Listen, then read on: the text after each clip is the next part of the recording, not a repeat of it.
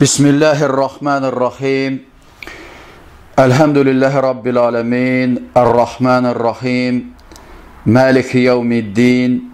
İlahul evveline vel ahirin. El-melikul haqqal mubin. Ve salatu ve selam ala eşrefil enbiyayı vel murselin. Men ba'sahullahu rahmeten lil alemin. Ve hidayetun lil halqi ecmeyin. Aleyhi ve ala alihi tayyibin ve sahabetihil ekremin. Envarul huda ve mesabihud duca ve hşurna tahta livai seyyidil murselin ve edkhilnel cennete ma'hum ecmain. Amma ba'd, möhtərəm müsəlmanlar, ilk öncə siz salamlayıram. Esselamu aleykum və rahmetullahi və barakatuh. Amma sonra bugünkü dərsimiz yenə də Ramazan mövzusunda, Ramazan və oruc mövzusunda olacaqdır. Ramazan ayı davam edir və bu səbəbdən də bugünkü mövzumuz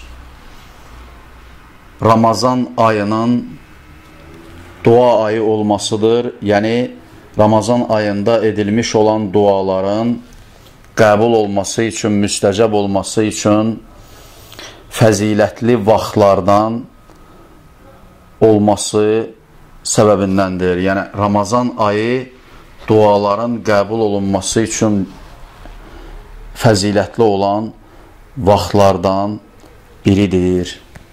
Bəlli olduğu kimi, dua ümumən ibadətdir. Dualar, yəni edilmiş olan dualar ibadətlərdəndir. Necə ki, Peyğəmbər sallallahu aleyhi və səlləm buna hədisdə qeyd etmişdir. Necə ki, Numan ibn el-Bəşirdən radiyallahu anhu Peyğəmbər sallallahu aleyhi ve sellemin sahabəsi Numan ibn el-Bəşirdən rəvayət edilmişdir ki, Peyğəmbər sallallahu aleyhi ve sellem demişdir ki, Əd-duau huvel ibadə, dua ibadətdir. Bu hədisi İmam Əbu Davud Sünən kitabında 1479 sayılı rəvayətdə, İmam Ət-Tirmizi Sünən kitabında 2969, 3247 və 3372 sayılı rəvayətlərdə, İmam İbn Məcə Sünən kitabında 3828 sayılı rəvayətdə rəvayət etmişdir ki, bütün bu rəvayətlər barədə Şeyx Albani səhihdir demişdir. Həmçinin bu rəvayəti İmam Əhməd Əl-Müsnəd kitabında 18352, 18386, 18391, 18432 və 18436 sayılı rəvayətlərdə rəvayət etmişlər. Bu hədisə həmçinin Şeyx Albani rahiməhullah Səhihül Cami kitabında 3407 sayılı rəvayətdə rəvayət etmişdir. Həmçinin Uca Allah Qur'an-ı Kərimdə Əl-Bəqərə surəsi 186-cı ayədə buyurmuşdur ki, Və izə sələkə ibadi anni fə inni qaribun ucibud dəvətə dəyi izə də'ani fəlyəstəcibu li və liyu'minu bi ləəlləxum yarşudun. Uca Allah demişdir ki, qullarım səndən mənim barəmdə soruşsalar, mən onlara yaxınam, mənə yalvaranın duasını yalvardığı vaxt qəbul edərəm, qoy onlar da mənim çağırışımı qəbul edib mənə iman gətirsinlər ki, doğru yola yönələ bilsinlər. Əl-Bəqərə surəsi 186-cı ayə.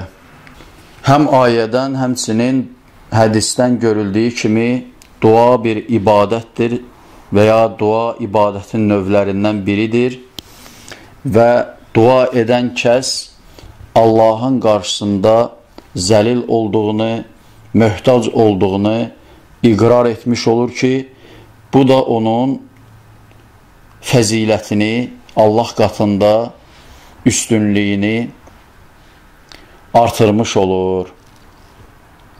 Bəllidir ki, uca Allahın qullar üzərində, bəndələr üzərində, məxluqlar üzərində haqqı vardır. O haqlardan da biri məxluqatın, insanların və cinlərin bəlli bir vaxtlarda və ya bəlli bir hallarda ona yönələrək dua etməsi və ondan ehtiyaclarını və sairələrini istəməsidir ki, bu da uca Allaha olan ibadətlərin ən üstünü, yəni bəndənin Rəbbi qarşısında zəlil olması və möhtac olmasını şərtləndirir və ya ifadə edir. Həmçinin bəllidir ki, Quran-ı Kərimdə, həmçinin Peyğəmbər sallallahu əleyhi və səlləm hədislərində Allaha dua edənləri məth etmiş, həmçinin Allaha dua etməkdən çəkinənləri və ya bunu tərk edənləri məzəmmət etmiş və onları cəhənnəmə daxil edəcəyini bəyan etmişdir. Necə ki, uca Allah Quran-ı Kərimdə demişdir ki, və qalə rabbukum uduuni əstəcib ləkum innəl-ləzīnə yəstəkbiruna ən ibadəti səyədxuluna cəhənnəmə daxirin. Uca Allah demişdir ki, Rəbbiniz dedi ki, mənə dua edin ki, mən də sizin duanızı qəbul edim. Həqiqətən mənə ibadət etməyə təkəbbür göstərənlər cəhənnəmə zəlil olaraq girəcəklər. Qafir surəsi 60-cı ayə. Bu ayədən də görüldüyü kimi yenə də uca Allah qullarına, bəndələrinə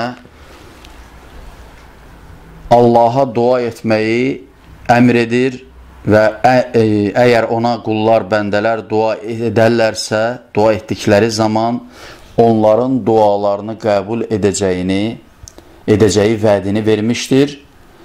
Və o kəslər ki, təkəbbürlənərlər və Allaha dua etməkdən çəkinərlər və ya tərk edərlər, onların da rüsvay bir halda cəhənnəmə daxil edəcəyini uca Allah bu ayədə bəyan etmişdir. Bu səbəbdən insanlar daima çalışmalıdırlar ki, Allaha dua etsinlər və Allaha duanı tərk etməsinlər ki, bununla Allahın qəzəbini qazanmasınlar və uca Allahın qəzəbindən qurtulub Allahın razılığını cəlb etmək üçün Allaha dua etmək vacibdir və hər bir kəs bu məsələyə ciddi fikir verməlidir. Həmçinin bu, yəni dua etmək üçün deyildiyi kimi fəzilətli vaxtlar vardır və ya məkanlar vardır. Belə vaxtlardan biri də Ramazan ayında edilmiş olan duadır və ya oruç tutan bir kəsin iftar etdiyi zaman etdiyi duadır ki, o dua rədd edilməz. Necə ki, Peyğəmbər sallallahu əleyhi və səlləmdən rəvayət edilmiş olan hədisdə deyilir. Əbu Hureyrədən, Allah ondan razı olsun, rəvayət edilmiş olan hədisdə deyilir ki, Ən Əbi Hureyrətə radiyallahu anhu ənin nəbiyyi sallallahu əleyhi və səlləm qal Sələsun lə yuraddu dəvətuhum Əs-saimun həttə yuftir vəl-imamul adil və dəvətul məzlum. Əbu Hureyrədən, Allah ondan razı olsun, rəvayət edilmişdir ki, demişdir ki, Peyğəmbər sallallahu aleyhi və səlləm demişdir ki, 3 nəfərin duası rədd edilməz, yəni 3 nəfərin duası qəbul edilər. Oruç tutan, hətta iftar etdiyi zaman adil imam, ədalətli imam və məzlumun duası. Bu hədisi İmam Ət-Tirmizi Sünən kitabında 3598 sayılı rəvayətdə və İmam İbn-i Məcə Sünən kitabında 1752 saylı rəvayətdə rəvayət etmişlər. Bu hədis də ona ifadə edir ki, deyildiyi kimi 3 nəfəri dua edərsə, dua etmiş olarsa, onların duaları rədd edilməz, yəni onların duaları qəbul edər. Bunlardan birincisi oruclu olan, hətta iftar etdiyi zaman dua edərsə, onun duası qəbul olunar. Həmçinin ədalətli imam başçı o dua edərsə, onun duası qəbul olunar. Həmçinin məzlum, yəni zülm edilmiş olan dua edərsə, onun duası hətta qəbul olunar. Amma bu hədisdə qeyd olunan və həmçinin başqa hədislərdə ki, oruclunun iftar vaxtı, hətta iftar etdiyi vaxt qəbul etdiyi duasına qəbul olunmasına gəlincə, təbii ki, oruc tutan bir şəxs, xüsusən Ramazan ayında bəlli bir rejim ilə hərəkət edər, yəni sübh namazını vaxtı, yəni sübhdən qabaq qalxar, suhur edər və gündüzləri yeməkdən, içməkdən, şəhvətlərdən özünü qorumuş olar və hətta iftar vaxtına qədər vaxtını ibadət ilə keçirmiş olar ki, bunun da müqabilində Uca Allah iftar vaxtı onun etdiyi duanın qəbul olunması şərəfini və ya fəzilətini ona bəxş etmişdir və bu da böyük bir fəzilətdir, böyük bir şərəfdir və təbii ki, Uca Allah hər zaman olduğu kimi haqq edənə haqqını vermişdir və burada da iftar etdiyi zaman edilmiş olan dua qəbul olunar, rədd edilməz, necə ki, hədisdə bəyan edilmişdir. Şübhəsiz ki, bu da Uca Allahdan bir lütfdür ki, ona gecənin bir vaxtında qalxıb suhur edən bir kəsi və gündüzləri oruç tutub, yeməkdən, içməkdən, şəhvətlərdən imtina edən bir kəsi iftar etdiyi zaman onu belə bir mükafat ilə mükafatlandıraraq etdiyi duasını rədd etməz və onun duasını qəbul edər. Həmçinin adil imam, ədalətli başçı, hansı ki, rəiyyətini adilliklə idarə edər, onun etdiyi dua qəbul edilər. Həmçinin məzlumun duası, hansı ki, o kəsə zülm edilmiş olar və o kəs o halı ilə, yəni məzlum olduğu halda etdiyi duası onun qəbul olunar və rədd edilməz. Həmçinin hədislərdə iftar edən kəsin nə cür dua etməsi barədə dualar Peyğəmbər sallallahu əleyhi və səlləmdən rəvayət edilmişdir.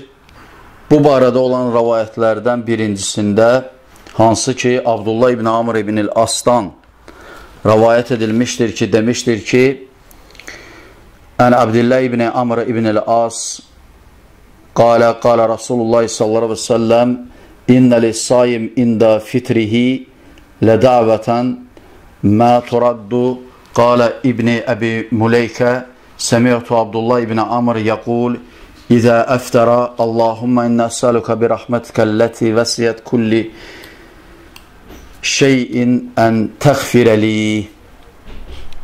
Abdullah İbni Amr ibn el-Asdan rəvayət edilmişdir ki, demişdir ki, Peyğəmbər sallallahu aleyhi ve sellem demişdir ki, şübhəsiz ki, oruclu olan kəsin iftar etdiyi zaman etdiyi duası rədd edilməz, yəni onun duası qəbul edilər və hədisin ravisi İbn Əbi Muleykə demişdir ki, eşitdim ki, Abdullah İbni Amr dedi ki, iftar etdiyi zaman dedi ki, Allahım, şübhəsiz ki, mən səndən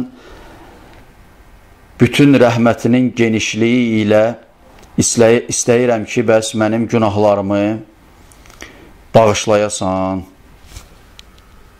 Bu hədisi İmam İbn Məcə Sünən kitabında 1753 saylı rəvayətdə, İmam Əl-Hakim Əl-Müstədrək kitabında 1535 saylı rəvayətdə, İmam Əl-Beyhəqi Fədailul Avqat kitabında 142 saylı rəvayətdə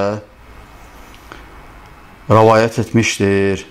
Bu hədisə Şeyx Albani İrvaul Xəlil kitabında 921 saylı rəvayətdə zəif rəvayət desə də, bu hədisin şahidləri vardır ki, bu hədisi gücləndirir və onu səhih hədis mərtəbəsinə qaldırır. Necə ki, Şeyx Abdullah Ad-Duveyş Tənbihul Qari kitabında bu məsələ barədə açıqlama vermiş və bu hədisin səhih olduğunu və ya hədisin şahidlərinin olduğunu qeyd etmişdir. Tənbihul Qari kitabı 78-79-cu səhifələrdə buna toxunmuşdur və bunu qeyd etmişdir. Həmçinin iftar vaxtı gələn dualardan başqa bir rəvayətdə, hansı ki Abdullah ibn Ömərdən, Allah hər ikisindən razı olsun, rəvayət edilmiş hədisdə deyilir ki, Ən Abdullah ibn Ömər radiyallahu anhuma qalə, kənən nəbiyyü sallallahu aleyhi ve sellem yəqulu izə əftərə zəhəbə zəməu və btəllətil uruqu və səbətə əcru inşaallah. Abdullah ibn Ömərdən, Allah hər ikisindən razı olsun, rəvayət edilmişdir ki, demişdir ki, Peyğəmbər sallallahu aleyhi ve sellem iftar etdiyi zaman deyərdi ki, susuzluğum getdi və damarlarım suvarıldı və inşallah əcr sabit oldu. Bu hədisi İmam Əbu Davud Sünən kitabında 2357 saylı rəvayətdə rəvayət etmişdir və Şeyx Albani bu rəvayətə həsəndir demişdir. Həmçinin bu rəvayəti İmam Əl-Beyhəqi Sünən el-Kubra kitabında 4-cü cild 239-cu səhifədə, İmam Əl-Hakim Əl-Müstədrək kitabında 1-ci cild 422-ci səhifədə, İmam Əd-Daraqutni Sünən kitabında 2-ci cild 185-ci səhifədə rəvayət etmişdir və demişdir ki, isnadı həsəndir və bu hədis də həsən hədisdir. Və rəvayətdən də görüldüyü kimi Peyğəmbər sallallahu aleyhi ve sellem iftar etdiyi zaman bu duanı edərdi ki, yəni susuzluğum getdi və damarlarım suvarıldı, yəni damarlara yeyiləcək, içiləcək şeylər ilə, yəni suvarıldı, qan dövranı gücləndi və qida, yəni hasil olmuş oldu vücudda, bədəndə, həmçinin Allahın istəyi ilə əcr də, mükafat da, savab da sabit oldu. Həmçinin Ramazan ayı və oruclu vaxtı, yəni oruc vaxtı dua edilən duanın müstəcəb olması həmçinin faydasından ondan ibarətdir ki, yəni uca Allahın o zaman qəbul olunan duanın səbəbindən insanları cəhənnəmdən uzaqlaşdırması və ya cəhənnəmdən qoruması vardır ki, necə ki hədisdə gəlmişdir. Əbu Hureyrədən rəvayət edilmiş hədisdə deyilir ki, Ən Əbi Hureyrətə radiyallahu anhu qalə Rasulullah sallallahu aleyhi ve sellem İnnə lillahi utaqa'a fi kulli yevmin və leylə likulli abdin minhum dəvətun müstəcəbə. Əbu Hureyrədən, Allah ondan razı olsun, rəvayət edilmişdir ki, demişdir ki, Peyğəmbər sallallahu aleyhi ve sellem demişdir ki, şübhəsiz ki, Allahın hər gecə və gündüzdə cəhənnəmdən qurtardığı utaqa, yəni qulları vardır, cəhənnəmdən qurtardığı qulları vardır, bəndələri vardır, insanları vardır və onların da hər biri üçün və hər bir qul üçün qəbul edilmiş olan duası vardır. Yəni iftar zamanı edilmiş olan dua və günahlarının bağışlanması ki, necə ki yuxarıda Abdullah ibn Amr ibn el-Asın hədisində qeyd etdi. Uca Allah onların dualarına, o kəslər ki, günahlarının bağışlanması üçün iftar zamanı Uca Allaha dua edib, günahlarının bağışlanmasını istəyərlərsə, Uca Allah onların duasını qəbul edər və onları cəhənnəm odundan qoruyar. Necə ki, bu hədis də buna şahiddir. Bu hədisi İmam Əhməd Əl-Müsnəd kitabında 7450 saylı rəvayətdə rəvayət etmişdir. Və hədisin də isnadı səhihdir. Necə ki, Şeyx Əhməd Şakir bu barədə, yəni bu hədisin, bu rəvayətin səhih olmasını Əl-Müsnədin şərhində qeyd etmişdir. Həmçinin bu barədə İmam İbn Macə və İmam Əhmədin Cabir ibn Abdullahdan və Əbu Umamədən rəvayət etdikləri hədis vardır ki, hədisdə deyilir ki, Ən Cabir qalə Rasulullah sallallahu aleyhi ve sellem İnnə lillahi ində kulli fitrin utaqa və zəlikə fi kulli leylə. Cabir ibn Abdullahdan, Allah ondan razı olsun, rəvayət edilmişdir ki, Peyğəmbər sallallahu aleyhi ve sellem demişdir ki, şübhəsiz ki, Allahın qatında hər iftarda cəhənnəmdən qurtulduğu qullar vardır və bu hər gecədə belədir və hər gecə belədir. Bu hədisi İmam İbn Macə Sünən kitabında rəvayət etmişdir. 1643 saylı rəvayətdə. Şeyx Albani bu rəvayətə Həsənun Sahih, yəni Həsən səhihdir demişdir.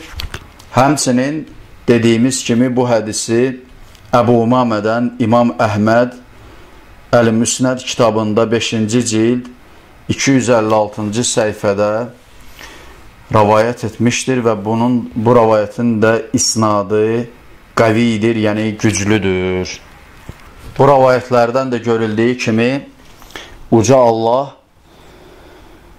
iftar vaxtı, yəni oruclunun iftar açdığı zaman etdiyi duasını qəbul edər, həmçinin onu cəhənnəmdən əgər günahlarının bağışlanmasını diləyərsə, onu cəhənnəmdən və ya cəhənnəm odundan qorumuş olar ki, bu da şübhəsiz ki, hər bir müsəlmanın və ya hər bir möminin istəyidir və bu səbəbdən də müsəlmanlar və möminlər iftar zamanı həm günahlarının bağışlanması üçün və həm də ümumən ehtiyaclarının, yəni dualarının qəbul olunması üçün ehtiyacları barədə, istəkləri barədə Uca Allaha dua etməlidirlər və beləliklə bu dərsimizdə biz Ramazan ayında və ya oruc halında iftar zamanı edilmiş olan duanın Uca Allah tərəfindən qəbul edilməsi mövzusuna toxunduq və sonda Uca Rəbbimiz Allaha həmd-i səna edirəm və Peyğəmbərimiz Muhammed sallallahu aleyhi ve səlləmə, onun əhl-i beytinə, bütün sahabələrinə və gözəl biçimdə onların yoluna tabi olanların üzərinə Allahın salavatı və salamı olsun. Esselamu aleykum və rəhmətullahi və bərəkatuhu.